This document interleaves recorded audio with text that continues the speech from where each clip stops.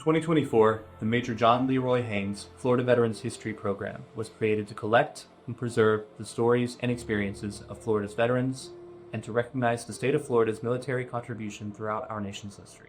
Through recorded interviews, the Florida Veterans History Program Oral History Collection acts as a living archive of first-hand accounts to capture the details of military service and the voices, memories, and reflections of the Floridians who served. The Major John Leroy Haynes Florida Veterans History Program is operated by the Department of State, Division of Arts and Culture's Florida Folklife Program. Together, we are proud to ensure that Florida's military history is preserved, honored, and shared. My name is Julian Duncan, the Florida Department of State, Division of Arts and Culture, Florida Folklife Program.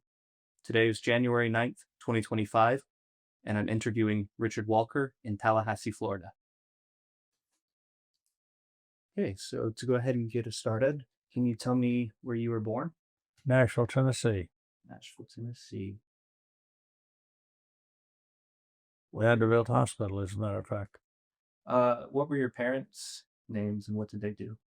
My dad was he had a roofing company, John Walker, and or Johnny Walker. And then my mother, Lois Walker, she worked as a bank teller all her life. Do you have any siblings? Yes, I had an older brother and two older sisters. Ironically, the brother went in right at the end of the war in aviation jets.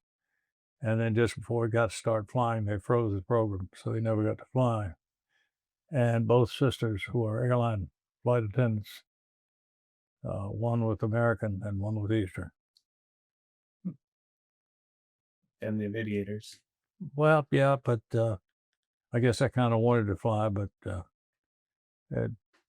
during the Korean War is when I really got interested in it. Do you remember when you decided to enlist and what drove that decision?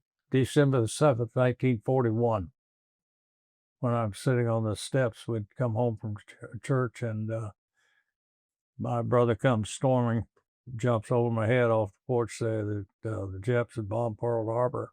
And just from the outset, the military impressed me. There was a lot of it in the Nashville area.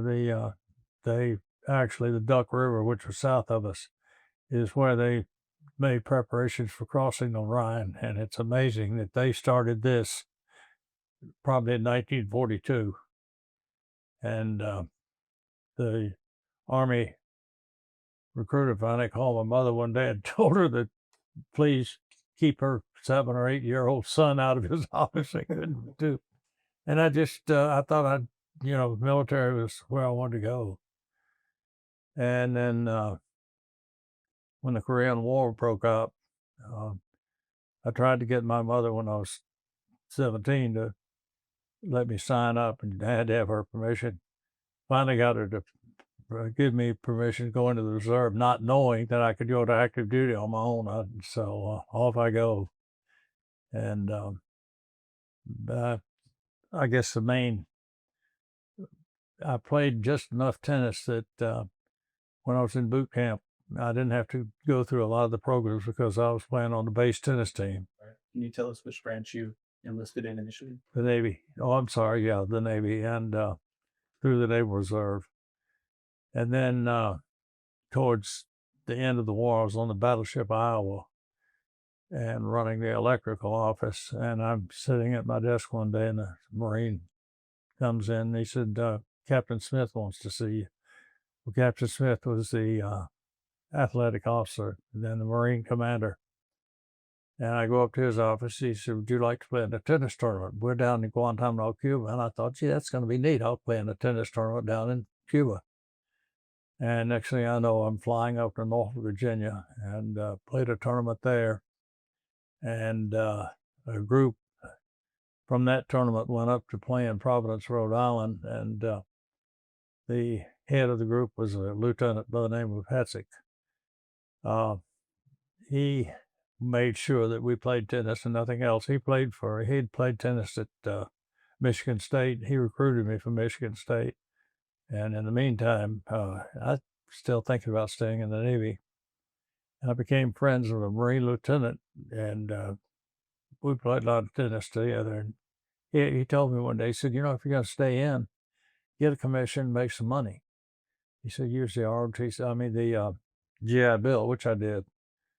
So I went to, I'd been recruited by several schools, and I actually was going to start school without finishing high school. I'd passed the GED, and a small university was willing to take me because they were desperate for players. And I had a friend of mine, and then I walked into my old high school just to visit. And next thing I know, I'm sitting in the principal's office with the superintendent of schools, and they made me a deal. They said, you know, you'll never make it in college if you don't get that last at least half year of school. So they made me a deal that if I did all right for the last half year, they'd count a whole year's service, count my military service, and give me a diploma. And I think that made a big difference. And I came up here to play tennis, and did play 1 year, but it got to the point that it just, I had too many other things going on, and I was involved in the ROTC program. So, and ironically, when I first started the ROTC program, the first semester, they excused me from drill. Well, then we got a new chief commandant of cadets in, and he said, no, he has to go to drill too. And I'm out there, old hardened veteran now, right? Having to march with a bunch of sophomores and juniors telling me, you know. So I walked into the commander and I said, would you like a drill team? He said, yeah. So we formed a drill team and ended up going to the Mardi Gras Festival in New Orleans, the Carrolltown weekend. And we marched in the parade and then put a performance on that night. And the next year we had the invitations to all but one of the weekends. But then with the ROTC program, I enjoyed being in the program, and again geared towards a career. And when I finished pilot training, they wanted me to have a instructor slot, so they held me over, and for a month, all I did is take new pilots and orient them on in the T-33. I loved it. The best month of my flying career. Well, they didn't come through with the instructor slot the next year, the next class. So I ended up having to get B-47, which I didn't particularly want to fly. And I flew there, but I had a 5-year commitment to, I had to spend at least 5. And of course I had my previous military time. About 2 years into the B-47, a position came available to go to the B-52s. And to me, that looked a little bit better. I won't go into the definition of what flying was like. So I went to training out at Castle Air Force Base. And just as we finished our ground school, Cuban Missile Crisis hit. So we would just sit there because now all the instructors had to go man a bomber crew. They were actually armed bombs ready to go if the war broke out. And so I walked into the Sioux secretary, and he was a lieutenant colonel. I said, sir, I'm going to be here doing nothing. Give me a job. He said, okay, you'll do the simulated schedule. Well, it ended up, my class was ready for the schedule. So I went back to him and I said, look, there's enough time available. I've talked to the instructors. They wouldn't do it. Why don't you let us go ahead and finish the simulator? And so we did. And so he informed me about halfway through it. He said that I'd get accommodation of that for getting a class of officers through training 2 weeks early. And as soon as we got through, the crisis stopped. And that took 1 year off my commission. The school was not officially in service.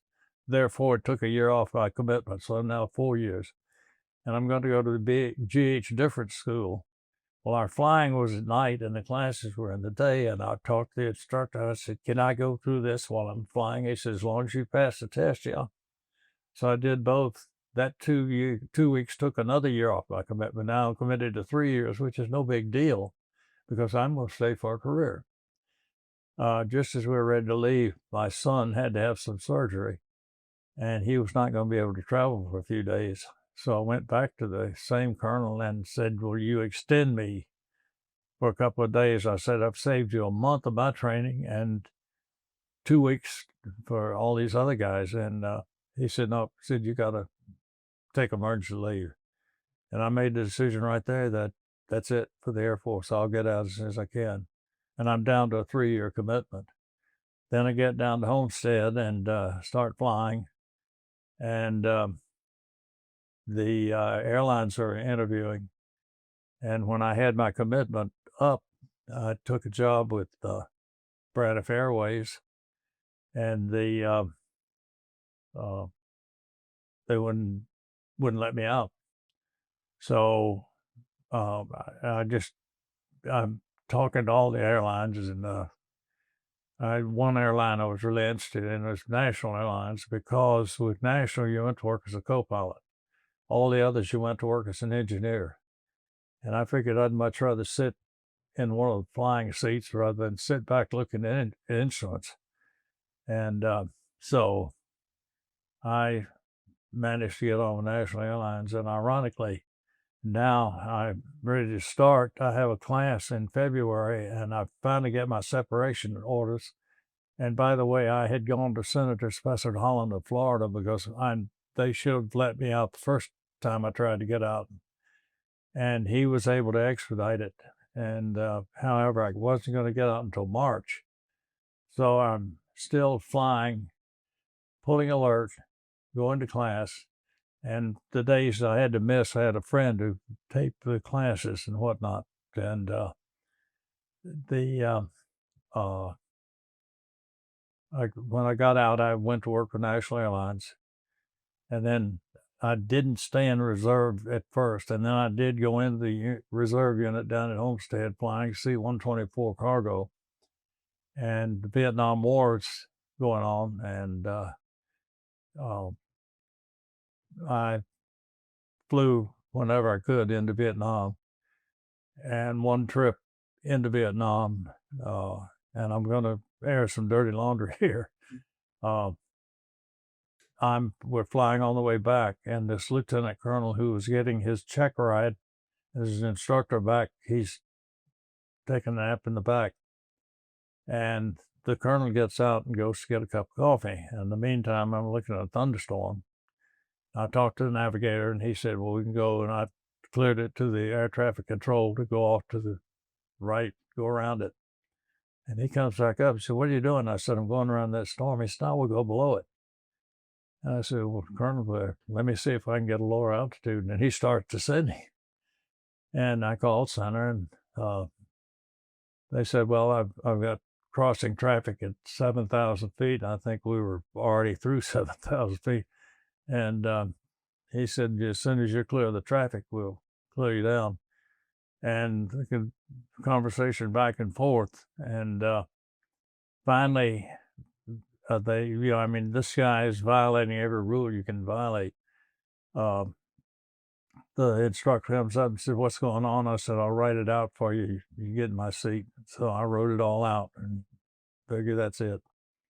And I just wanted him to know. And the next thing I know, the wing commander, who does not like this lieutenant colonel at all, he wants him out, puts him up as a FEB, Flight Elimination Board.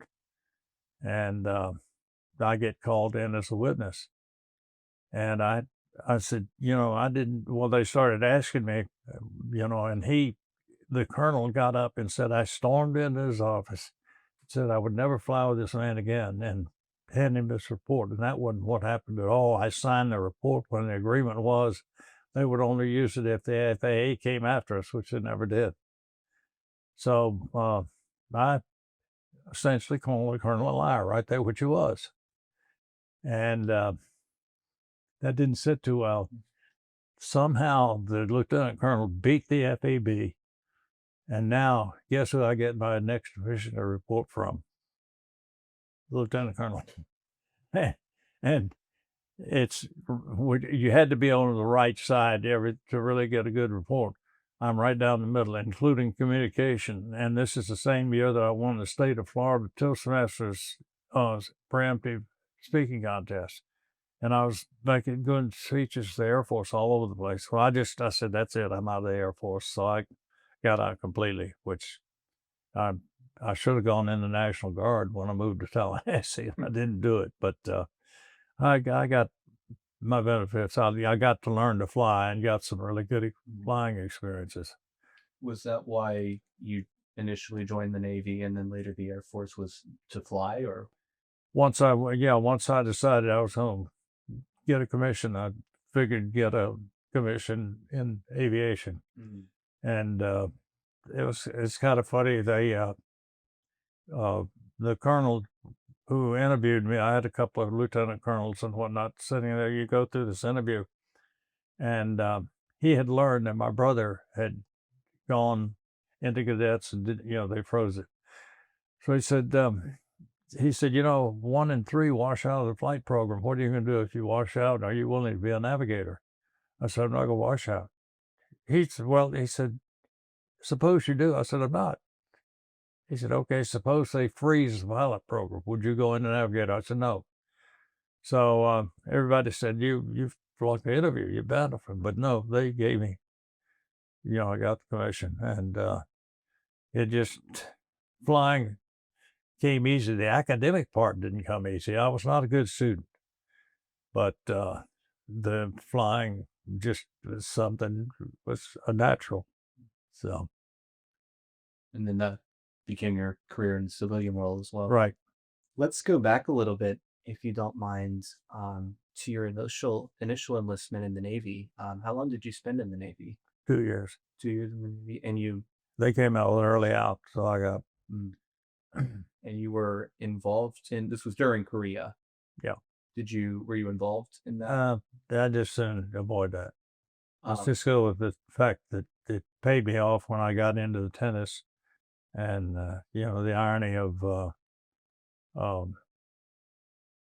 getting to have some pretty good times when I was in there, and then meeting this Marine lieutenant who, of course, we're not supposed to do that, but we had tennis in common, and he had played at Columbia, I think, and in fact, I got contacted by them, but there's no way I'm going to try a school like that. I'll tell you now, and I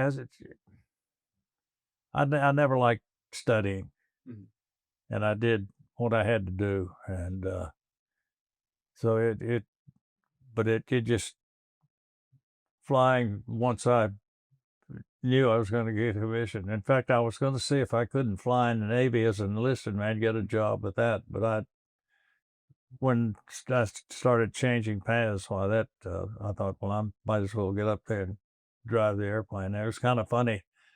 I will say I got picked up, several of us in a helicopter. They had to take us out to a carrier. We were operating off a small ship. They had to take us out to a carrier and then highline us, which is, have you ever heard what that is? You got two lines between, or a line between two ships, and you get in this chair and you go. It's pretty exciting. But anyways, I got up, talked to the pilot as we're going, and I told him, I said, I'm really interested in flying. He said, really? He said, yeah.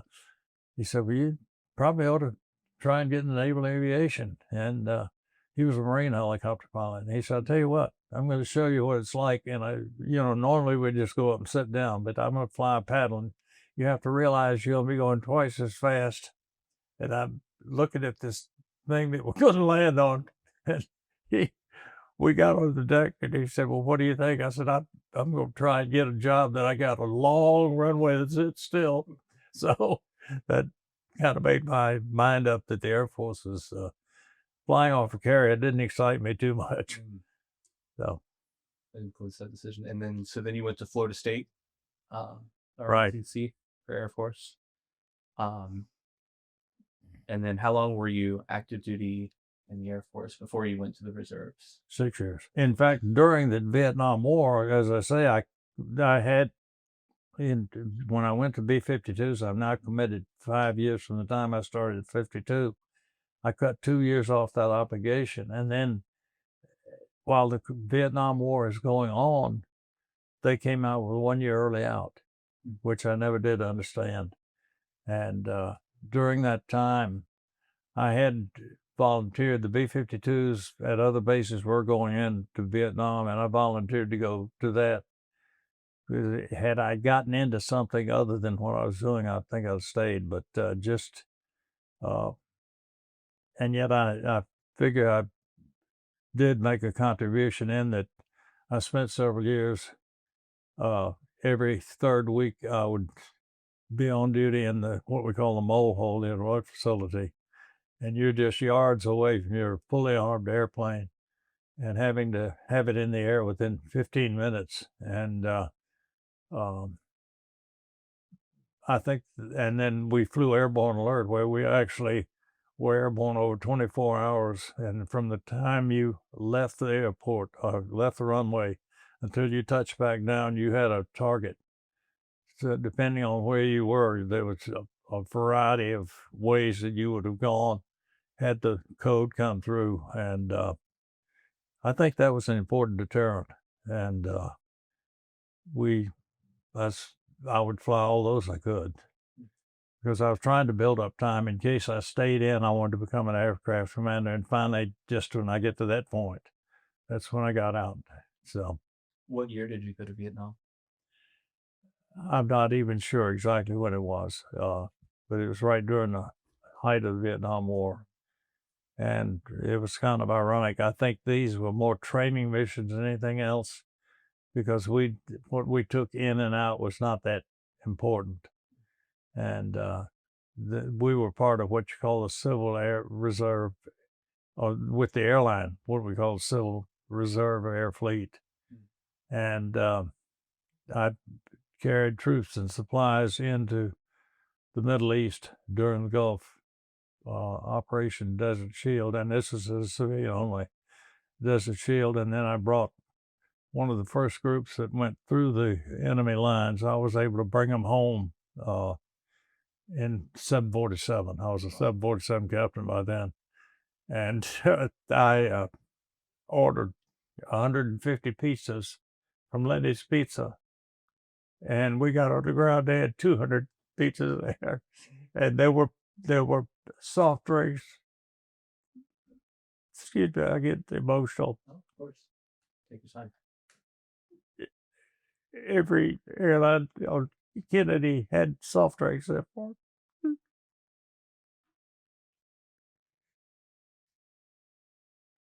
It was a neat homecoming for them. But, and it was funny, I don't remember the exact circumstances. They had us go to a cargo configuration and make some trips to the Air Force. And this was not during a particular crisis, but we hauled all the stuff over to Germany, came back from Germany, and it was strictly a hard cargo thing, and it was Civil Air Fleet, but it was not, I think it was just training in case they needed us sometimes. Mm-hmm. And I think sometimes they do things we don't realize that probably are pretty good things to do. But it was the digressing from what this is, the thing the airline gave me experience with, PanAm, which National Airlines got bought out by PanAm, and they had a Berlin operation. And this is when the wall was still up.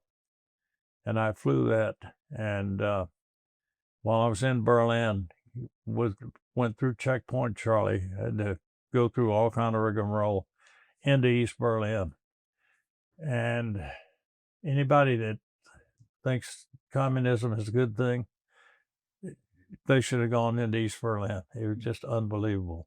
And then I was there when the wall came down, and I actually came home with 200 pieces of the wall, and found out I had about 200 friends. I did people, I finally ended up making a little form and got a bunch of jewelry boxes and put exactly what that was in there and gave them to people. And then when I flew the 747 into Moscow before last night, and the same experience in Moscow, going around and seeing that there's nothing there. It just, what we have is so much more luxurious than these people. So these were experiences that, although they were not military, I think they're related to uh, civic awareness of what we have. And as I mentioned to you earlier, this is the thing that serves me as young people today. And again, my wife was a teacher for 30 years, and I used to substitute in the schools. And the kids are just not aware of what went on. And we talked to you earlier about Camp Gordon Johnson, going down there and realizing that this was a preparation for the Normandy invasion. And when I was a kid, they started an operation down at the Duck River right at the outset of the war, preparing for the crossing of the Rhine. And the forward thinking that some of these people do is just, it, we malign them sometimes. And there are a lot of inefficiencies in the military, but boy, there are some pretty smart people. And we're very lucky to have these people running the show when they run it. So, Yeah. so that's my civics pitch. So I'm curious about your family life. So can you tell us a little bit about marriage, your any children? Well, I was married once before to a very nice lady who saw me through my military career, but then due to my stupidity, we divorced, and I was very fortunate to come upon Jane, and she was willing to tolerate me, and we've been married 32 years now. So, but I had two sons and a daughter, and the older son passed away, but the younger one is now a captain for United. In fact, both he and his wife are captains. I'm a little jealous because I only had 23,000 hours and he's already got 25. Of course, he gets to go to age 65 now. And when I was in, my career was cut 3 years short when PanAm went bankrupt. And I did not want to go to work as an engineer. So I started a business and didn't go back into flying.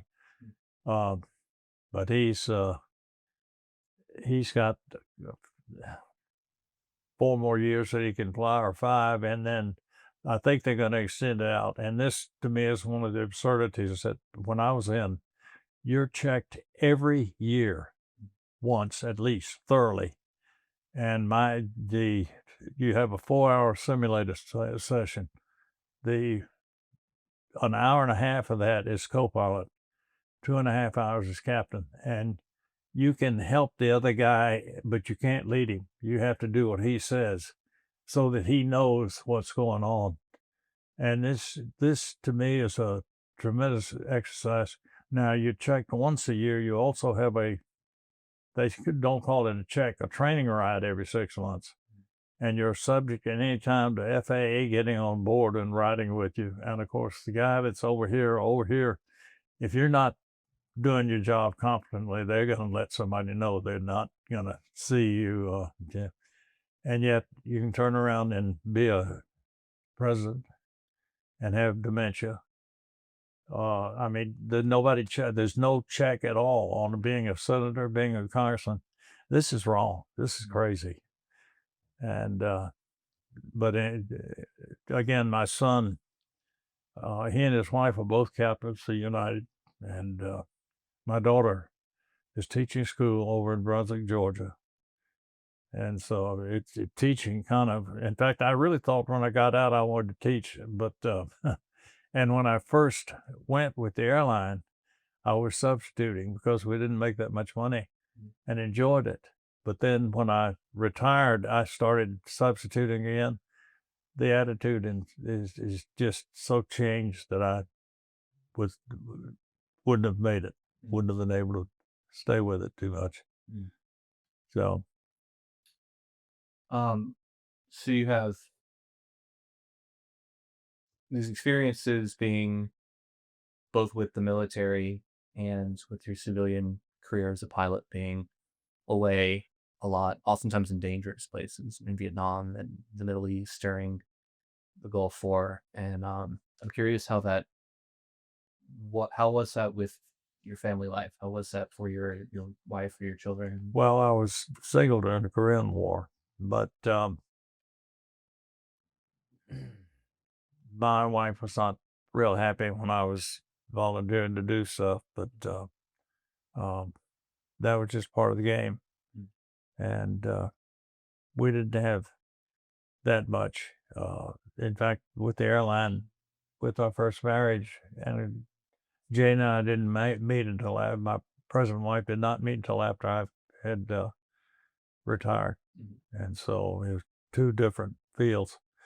I think from the outset, in fact, when my first wife and I were dating, I was going into the military, and I explained quite thoroughly that there would be, and we never did have, but we could have periods of a year or more that we were completely separated, when I'd be either in a place that she couldn't go or in a combat situation, which that didn't happen in the Air Force. And so I think this is one thing that young people, that if they have this ambition, you need to get totally aware of what you're going to be doing and what it's going to call on, because it is rough if a young lady does not expect this and all of a sudden he goes off. Now, in a war, that's a different situation, because when a real outbreak goes on, these guys are going to go. World War II is a good example. And you talked about the Cuban Missile Crisis. I mean, that was a moment you must have been thinking, well, this would it be? But I was not. I was just in training with the Air Force at that time. I wasn't actually subject to go. But I always loved to fly, and it was kind of funny. I was married when I went to ROTC summer camp, and all the other guys are going out having a good time. I was up in Nashville, Tennessee, and I head down to the flight line and hang around to see if I could catch a ride. And one time I got a flight that a reserve major was going with to get his flying time in with one of the active duty guys. And there were the two of us and the crew chief and myself. And we get in the air. The two majors go back and go to sleep and put the crew chief in the left seat, and I'm in the right seat flying the airplane. And I got to fly for 4 hours, and just guys couldn't believe, that I got to do this. But this is, I enjoyed doing stuff like this. So, and I also did get a little bit of extra treatment with when I was in the ROTC, because you had two phases. Your first and second year, you would it was retired. You were required to take it at that time, and guys are just, a lot of them weren't real happy about it, but they did it. They did what they had to do. But the juniors and seniors got field trips. And I always, as a freshman and sophomore, I also got to go on one of those trips. And I got to go up to one of the primary bases one day, and we got all got a ride in a T-28, which I then went through pilot training in that airplane. And then same thing, we went over to MacDill, I think, and we got rides in T-33. And you let it be known that you really want to fly, they'll put you with a guy there'd be two of us, one would go first and the other one. I'd always go second, because that for the guy in the first group, they couldn't do a lot with them. But then once the tip tanks were empty, they could do all kind of maneuvers. And so I got some pretty good rides. And I got to go to a firepower demonstration over at Eglin. And that was when the B-36 was still flying.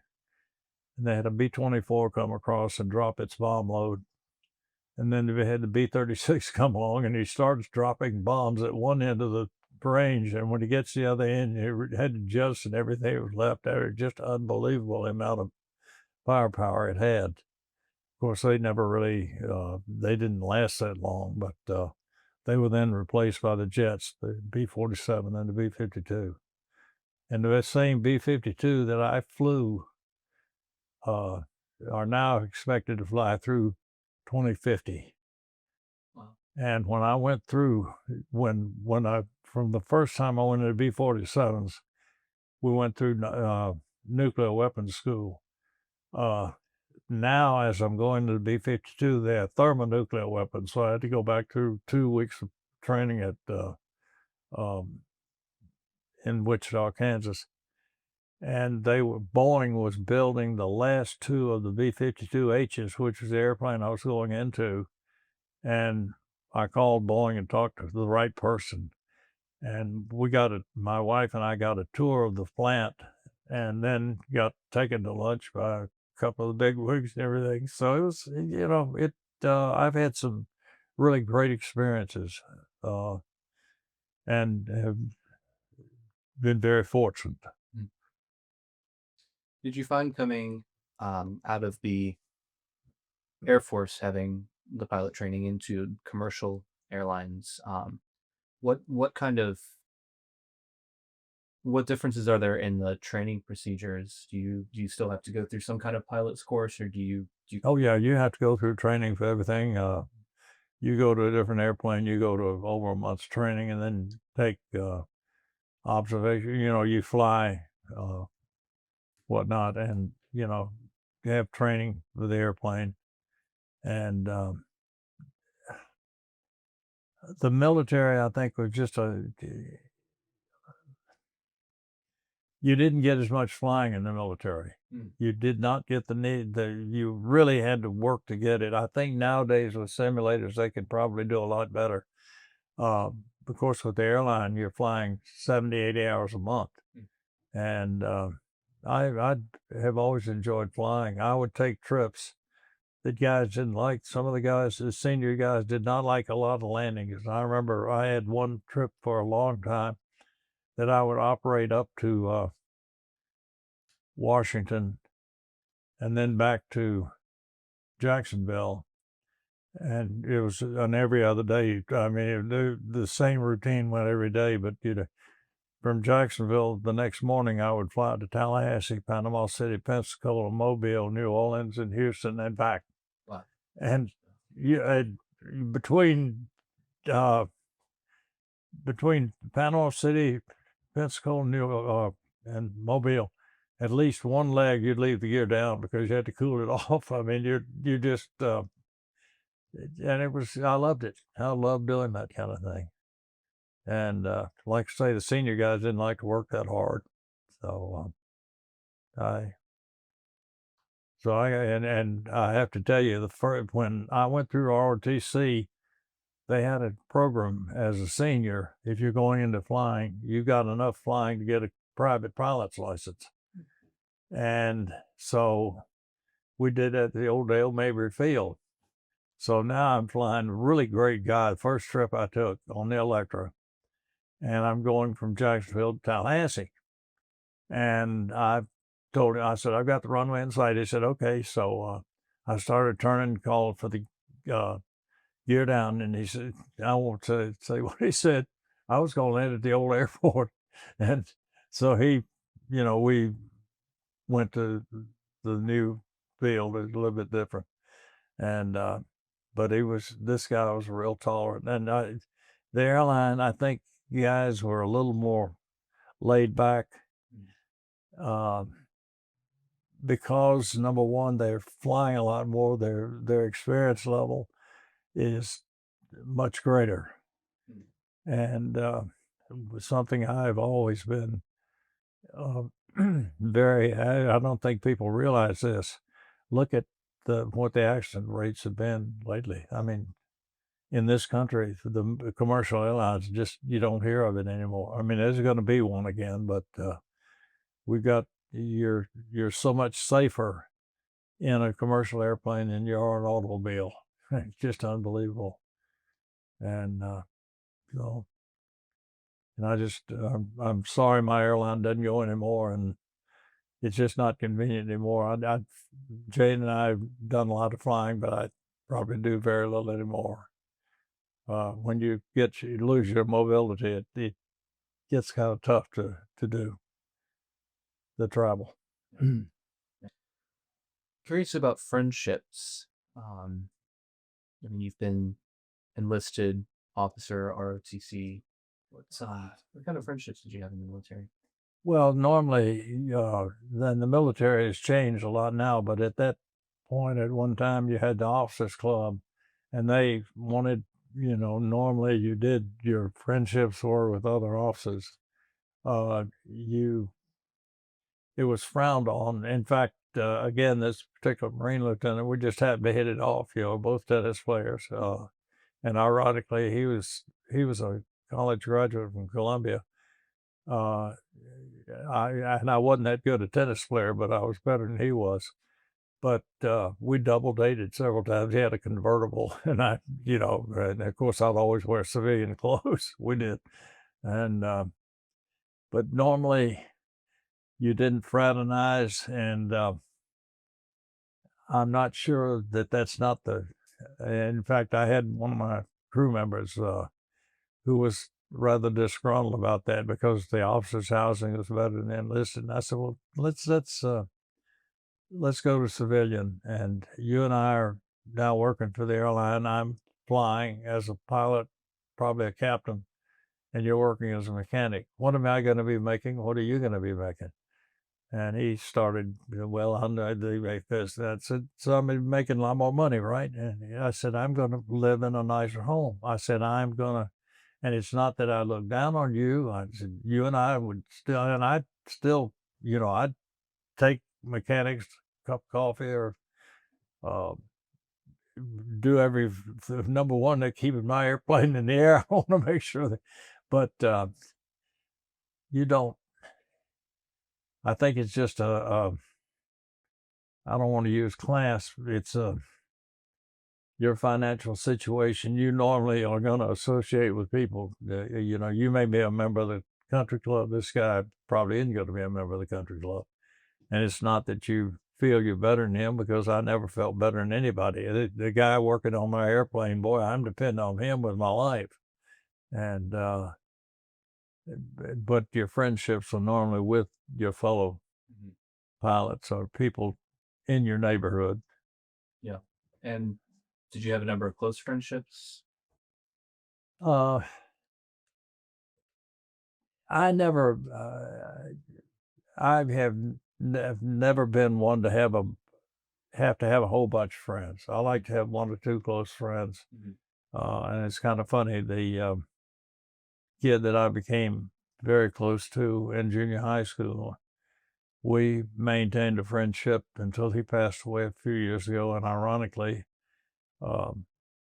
he grew up smoking, and we stole a pack of my daddy's cigarettes one day and went out in the hut we had. And he told me, he said, you got to swallow the smoke. And I threw the pack over after one swallow. I said, here. It just, and yet he died about 6 years ago of COPD. So, it just, I'm very lucky that, but the friendships normally did evolve either, well, with the airline, either people that you flew with, for instance, the guys that I went through the training class with, when I went with the airline, and I'm still flying in the military, I had a neighbor who became a friend who was in my class, and he taped the classes for me. So every day my wife would bring that day's tapes out, and I'd give her the old tapes to go back. And I had 2 tape recorders that way. And you develop a friendship through that. But it just, I don't think I ever restricted my friendships now. Well, I do have friendships with, I'm in a group of old pilots, the Quiet Birdmen, and we meet once a month, and, you get friendships through that. Mhm. But I never, when my boys were growing up, I was coaching football and baseball, and um, you develop friendships through that, fellows that help coach with you and whatnot. So, Do you stay involved in addition to pilots organizations, stuff like that? Do you stay involved in veterans organizations? and what now? In veterans organizations as well? Uh, Any veterans organizations? I've been in the American Legion. I am in the American Legion. I go some. Um, I'm not as involved in that because they tend to follow military lines a little bit and procedures, and that doesn't. It appealed to me while I was there because it was necessary when I was there. Mhm. But in a civic club, I was back when I was working on that teams and whatnot. I was in Kiwanis and I was in Optimist and whatnot, and was very involved in Toastmasters. But I've kind of shied away from that, and um, we a little bit of social through the church and whatnot. Mhm. In my aviation career, I never really had any real nail biters. I when the Eastern aircraft went in up at Kennedy, I was actually ahead of him, and there was weather that I didn't want to go through, and I went around, and he was willing to go through it, and then he ends up going ahead of me, and we're on final, and they're reporting really bad conditions at Kennedy, and I called and I said, "What type ride is Eastern 66 having?" And he said, "Oh, you're supposed to be on tower. Go to tower at so and so." So I switch over, and as I call the tower, I hear Eastern 66. Eastern 66, you read National. He said, "Would you fly across the field at 500 feet and see if you see a burning aircraft?" And I started immediately right turn. I said, "I'm declaring a pilot emergency. I'm not going through that weather. Obviously, it's taken another airplane." And I went around, and now I've got to tell the passenger what I'm doing. So I said, "Folks, we've been diverted. We got to go to LaGuardia, and I'll explain." We got on the ground. I didn't want to tell them until we got on the ground. And I taxied in. I said, I hate to tell you, but the aircraft ahead of us crashed." And I said, I, all I could say is our prayers for the people on board. And that's probably one of the only gut wrenching experiences I've had was, and I never saw the airplane. Man, he was in the weather, so but of course all on board were killed. Wow. Yeah, well, it happens. It's you get in your car and you're be leaving here and going somewhere else. Somebody's going to make an idiot move, and it may not be their fault, or it may be their fault. Mhm. Uh, and it's your chances of, I forget what they are now, but they used to be much better in the car, but I think now they're just infinitesimally safer. Jane and I have flown up to Illinois to the farm sometimes, and we're a lot safer doing that than we are when we drive a car up there. Yeah. You got to stay ahead. This is one thing the military did do is when I'm in traffic, I'm driving on the car at least two lengths ahead of me. I want to see what he's doing if I can. Because a lot of times I'll get a warning before this guy ever starts right in front of me. The guy ahead, I know he's going to have to stop. This guy's going to stop too, so I better be ready. Mhm. And I think these are things that I'm very fortunate the military did. The military did a lot for me. They gave me a college education. They taught me a profession, and I'm just very lucky. I do want to go back a little bit, um, and just ask you a few questions kind of about the early part of your career. Do you remember uh, when you enlisted into the Navy, right at the very beginning, do you remember what year that was? It was 1951. 1951. And then where did you go for boot camp? Went to Baybridge, Maryland, Maryland. What time of year was that? in April. Okay, so probably not too cold. No. Maybe in the beginning a little bit. And it was, I was very lucky because I was going off playing tennis matches, and you had I forget what they called a week, but where you had to give KP or this, the other thing.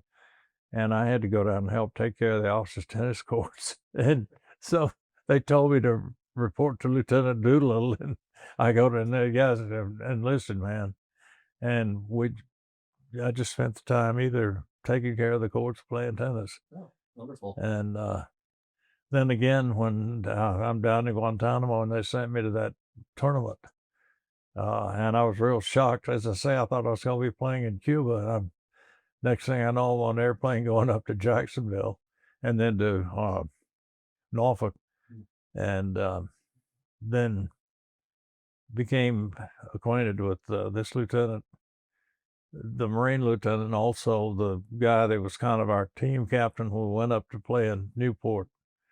And then we had to go back down to Norfolk, and the two of us that were tennis players from the battleship, the Iowa, it was now at sea coming back, so we just had to wait for them. And so the first thing they do is they put us on KP duty, and so the lieutenant comes looking for us. He found out what they'd done, and he said, "These guys are here to play tennis, and they can get 96-hour passes if they want them." And so I essentially just spent almost no time on base waiting for the ship to come back. So I was very spoiled. So was that like how did that work? Was that like a Navy league or something, or? No, they have tournaments. So they did have tournaments, and some of the bases had teams, and we it did just, and then I played some other sports as well, and it was kind of funny because when I was playing on the base team at Maryland when I'm first in, this guy was up there and he was playing on the base tennis team. It's on the base softball team, and he went home on leave and came back with his golf clubs. And his wife, I guess she figured she gonna be on the golf team. But things were a lot different, I'm sure, over a half century ago. I think about it. That's a long time ago. What other training did you have post? After basic training, what other training did you go through? Well, some that I don't want to talk about. Okay. But of course, the Air Force, just the various aircraft that I flew. The only thing, I think one more reason I was glad to get out of the Air Force, I like to fly. Mm-hmm. And had I gotten fighters, and it just depends on when you go through, had I gotten an instructor slot like they tried to get for me, I'd have probably, because you were flying, got quite a bit of flying there, I'd have probably stayed in the military. But when you take off in a B-52 and you fly for 27 hours and you've hooked up to a tanker twice and you land right back where you started from, and and you get maybe 1 or 2. I think we had to get 200 hours a year, and we probably didn't get much more than that. And when you like to fly, that's what you want to do. Mm-hmm. And with the airlines, it was kind of funny. The first guy that I flew with on a trip, I told him, I said, I warn you now, most of my flying was having a navigator tell me where to turn. And he said, well, that's no problem. He said, I'll run the radios, you fly the airplane. So, and we take off from Miami, and I'll never forget this. We take off west, and we're going to Palm Beach. Well, Palm Beach is north, and you're going west. You make a right turn, and he racks it over the left, and I'm thinking, well, I'm not going to say anything. And I won't tell you, he goes down to about not as high as he's supposed to be, pours the cold of that airplane, and he says, I'll teach that to get up and fix my breakfast next time. It's an early morning flight. He said, you got the airplane. I thought, I have arrived. You know, the airlines, back then, National was a small airline, but we had to go take observation rides. And I took my first ride up to Washington, D.C., and we pull up to the gate, and this older gentleman who's one of the senior agents in Washington, they introduced me to him. He's one of our new pilots. He said, oh, come on with me. Takes me all over and introduces me to everybody, and I thought, wow. And this followed so much of what we did. We always stayed in the same hotel in Los Angeles, in Santa Monica, actually. And the guy that actually owned the limo service was also a mechanic for the airline. And when I made my first trip out there as a co-pilot, he took me around and introduced me to everybody, and we walked in the coffee shop, and he's just a couple of flight attendants from another airline. He introduced me to them, and there was such a difference. And I had probably one of the most enjoyable careers I ever had with the airline. I love flying, and I miss it. I had a friend the other day that when PanAm bought National, the seniority went kind of weird the way it was done. But anyway, then when Delta bought them out, normally the contract, you're supposed to go by seniority, but we didn't do that. And a lot of us who were senior did not get to go with Delta. And the junior guys did. And one of them was a good friend of mine. And Bill was talking to me the other day, and he said, he said, I'm glad I'm retired now. He said, the TSA and everything, it's so much different than it was. But I told him, I said, I still think I would enjoy it. When did you retire from flying? Let me think about it. I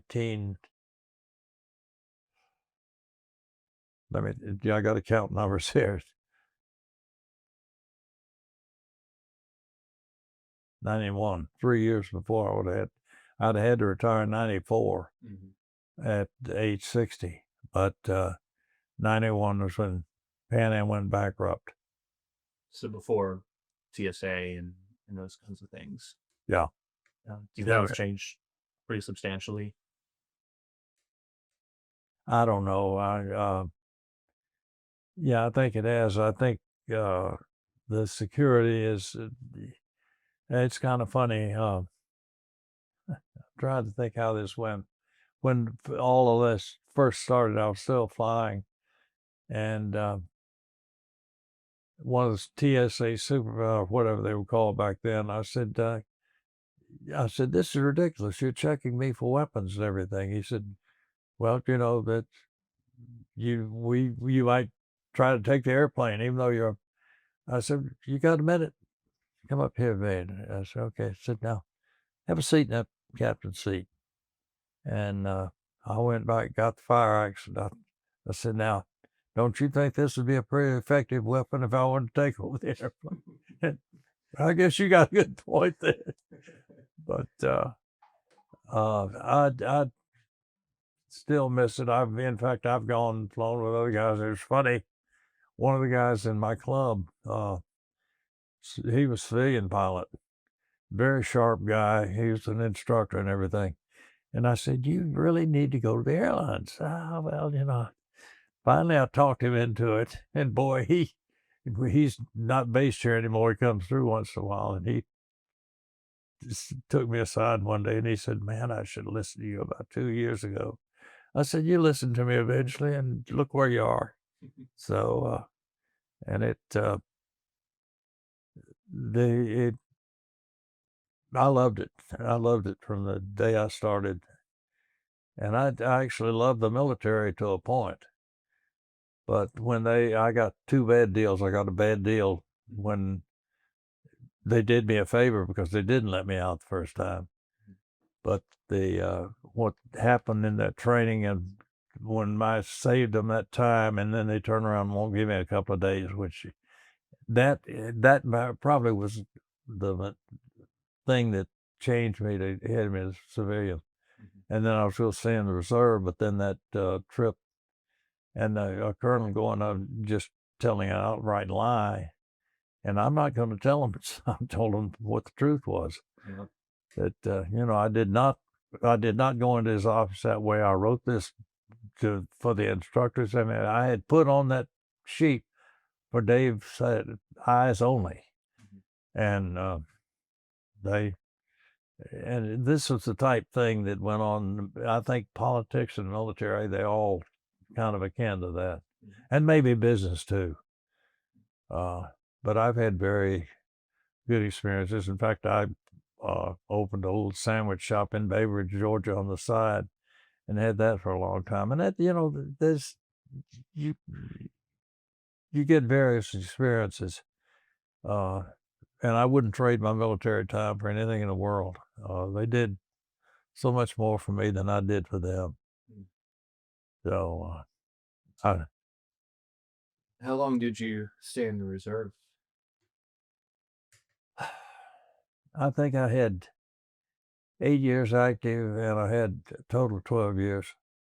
Okay. Do you feel like that helped with the transition in terms of, I mean, coming out of military life and the way things are done, and what was that transition like, and how did the reserve play into that for you? Well, the big difference was when I was in the military, and this sounds like a small amount of money, but back then it wasn't. I was making $1,200 a month and living on base, and commissary, free medical, and everything else. Go to work for the airlines, and I have to provide my own place to live, and I'm making $500 a month. And every day I'm off, I'm substituting.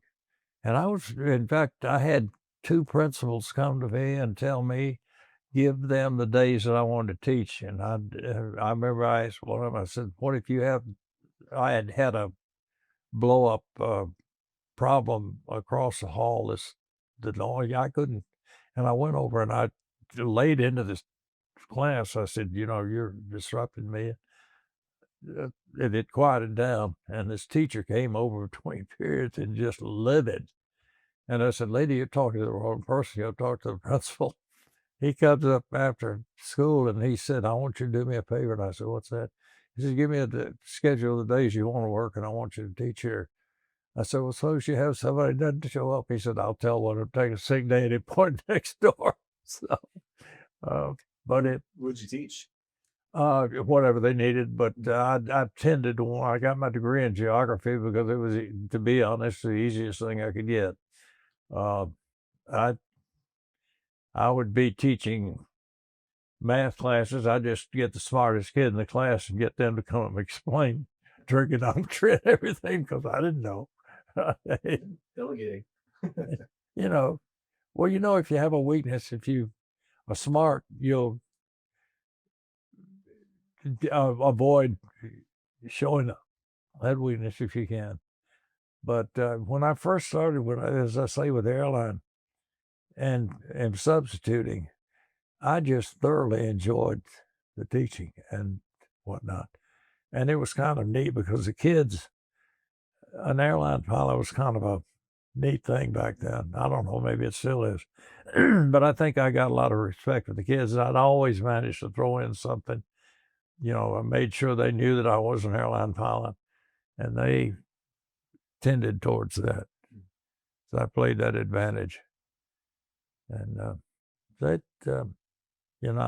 look at you and you're getting your PhD, and I'm thinking, man, I'll tell you, Well, I got to give you an example here.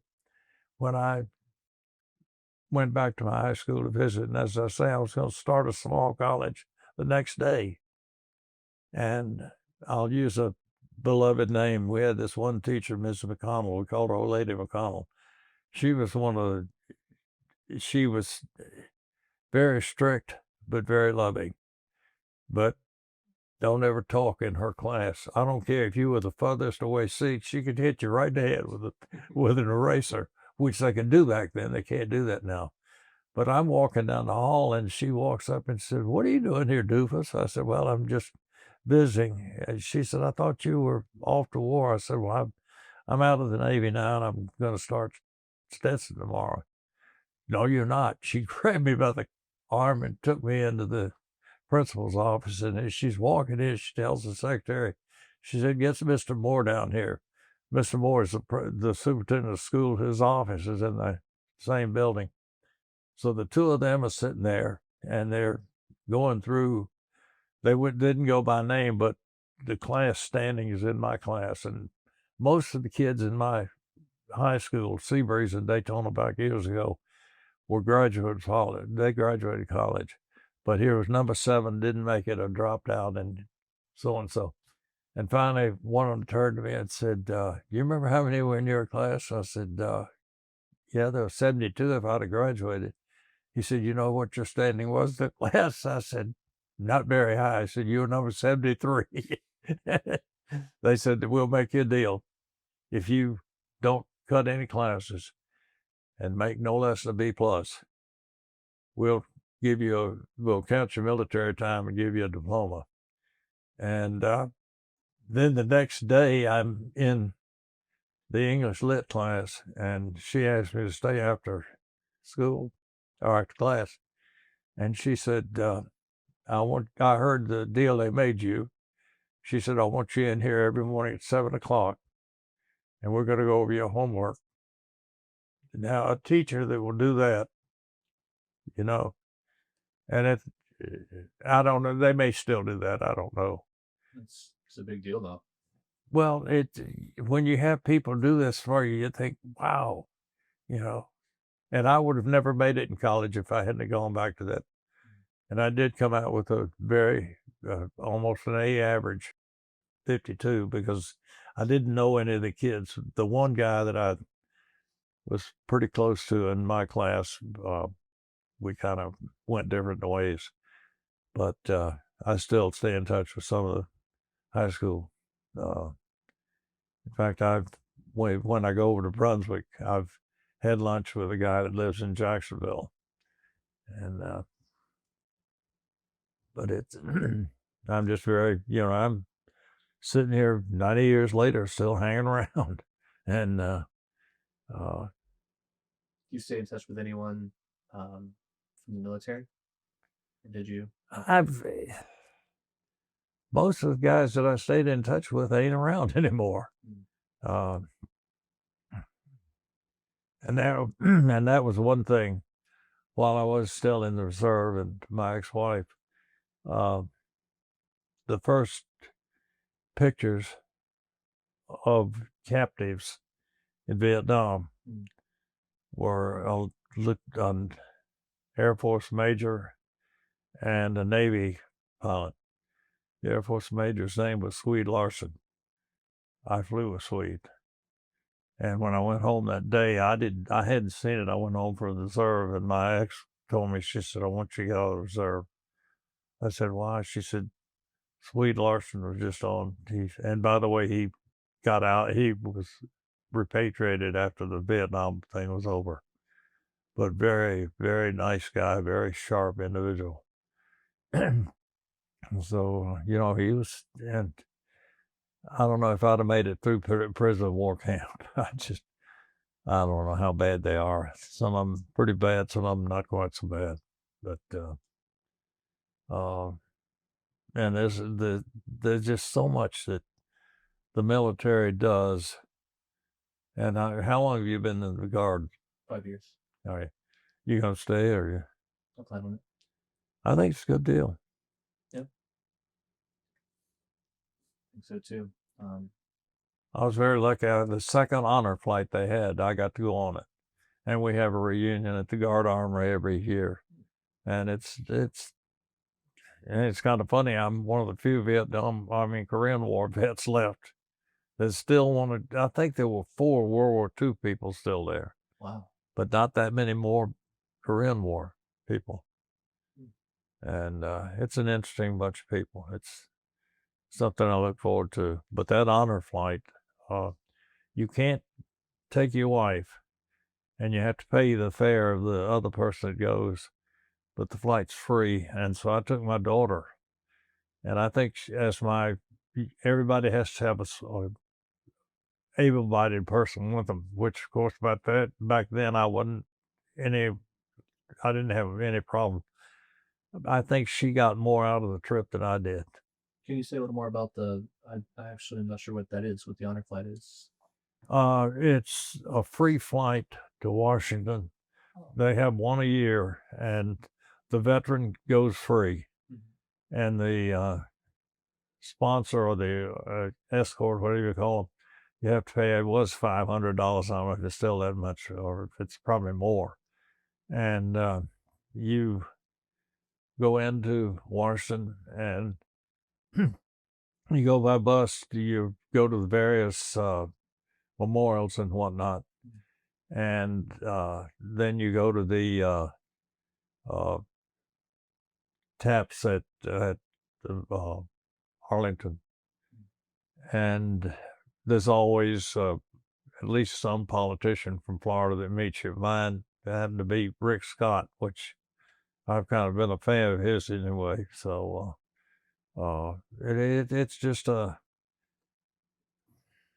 very nice trip. When did you go on the honor flight?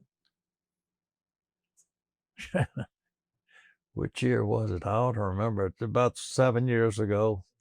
It was the first one was 8 years ago, and this was the second one they had. That's 2016. 2016. Okay. Well, I wanted to ask, is there anything else that you would like to add that we've not covered? Anything? No, I think I've pretty well gone through, the experiences I had. As I say, I've never had really bad experiences. The people that I've worked with were always good people to work with. I'm talking about the military and the airline. Mm-hmm. And yeah, there was a jerk every once in a while, but you're going to find that anywhere you go. And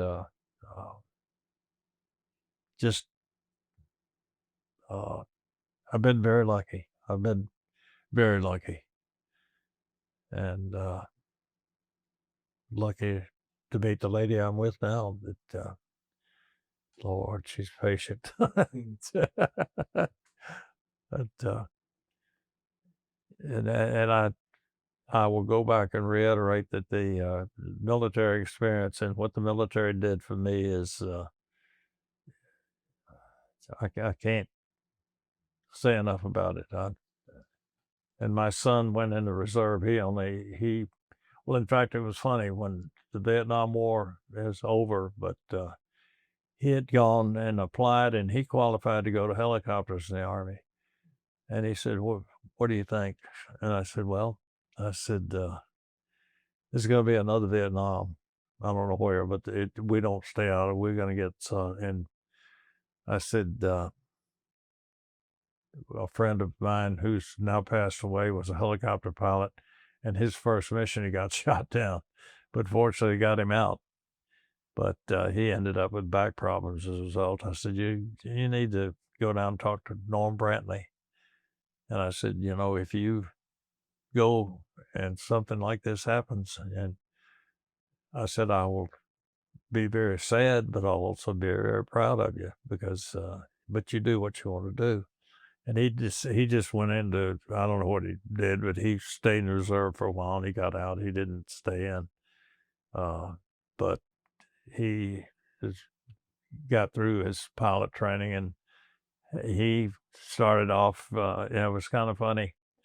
I was contacted. I had to go out to, he was working as an agent out here at the time at Eastern Airlines and going to school.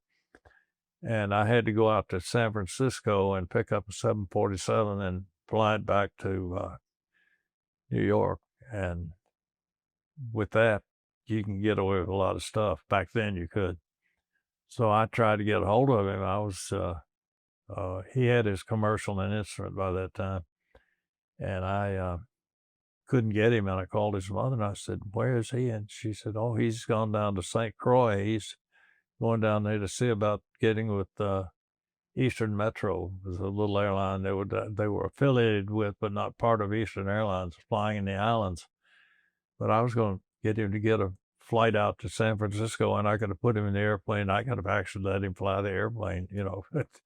He ended up getting a job with Eastern Metro and flew down there, and then got on with Eastern Airlines. Of course, they went bankrupt. He flew for the state a while, and then got on with Continental, and then United, and he's done very well.